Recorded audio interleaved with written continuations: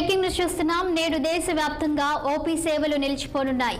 కోల్కతాలో junior doctor అత్యాచారం హత్యపై ఘటనపై దేశవ్యాప్తంగా నిరసనలు కొనసాగుతున్నాయి. నిందితుని కఠినంగా శిక్షించాలంటూ జూనియర్ డాక్టర్లు డిమాండ్ చేస్తున్నారు. దేశవ్యాప్తంగా ఆందోళన చేయడంతో ఓపీ సేవలు నిలిచిపోనున్నాయి.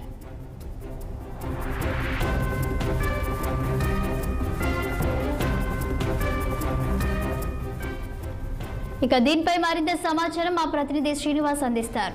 గుడ్ మార్నింగ్ శ్రీనివాస్, చెప్పండి. ఇక ఈ రోజు దేశవ్యాప్తంగా ఓపీ సేవలు నిలిచిపోనున్నాయా? దీనికి సంబంధించిన పూర్తి వివరాలేంటి? Good morning Shalini.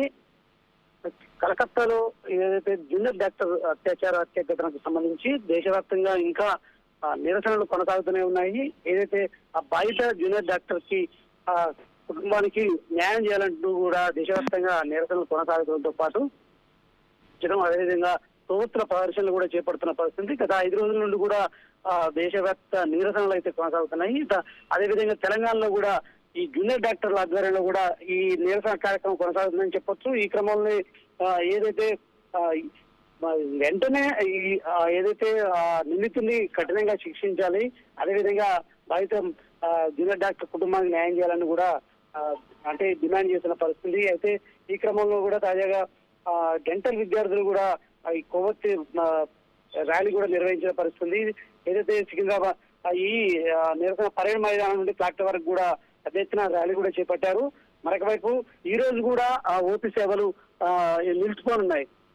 ఈ అంటే ఈ నిరసన కార్యక్రమంలో పాల్గొంటున్న జూనియర్ డాక్టర్లు ఓపీలకి దూరంగా ఉంటున్నారు. ఈ క్రమంలో కూడా ఓపీ సేవలు నిలిచిపోతున్నాయి.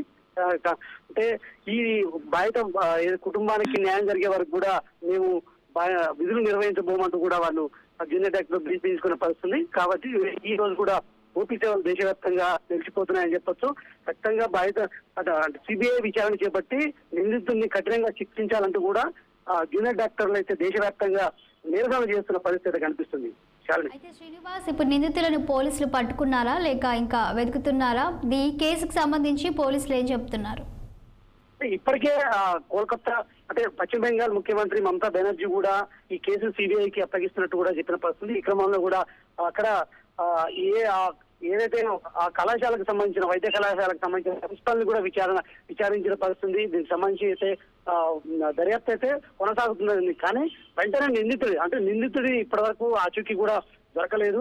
నిందితుడు ప్రస్తుతం అయితే అబ్స్టాండ్ లో ఉన్న పరిస్థితి. అయితే నిందితుడిని పట్టుకోవాలి, ఖచ్చితంగా పట్టుకొని అతనికి కఠినంగా శిక్షించాలి, బాధిత కుటుంబానికి న్యాయం జరగాలంటూ కూడా డిమాండ్ చేస్తున్న పరిస్థితి. ఈ క్రమంలో కూడా విచారణ కూడా ఒకవైపు విచారణ కొనసాగుతుంది. కానీ నిందితుడు మాత్రం ఇప్పటి వరకు దొరకలేదు. ఏదైతే సంఘటన జరిగిన కళాశాలకు సంబంధించిన ప్రిన్సిపాల్ కావచ్చు, వైస్ ప్రిన్సిపాల్ ని మాత్రం పోలీస్ అధికారులు విచారిస్తున్న పరిస్థితి. కానీ నిందితులను త్వరలో పట్టుకొని కఠినంగా శిక్షించారు, బాధిత కుటుంబాలకి న్యాయం చేయాలంటూ కూడా దేశవ్యాప్తంగా ఈ జూనియర్ డాక్టర్లు అయితే నిరసన చేస్తున్న పరిస్థితి కనిపిస్తుంది. Thank you Srinivas.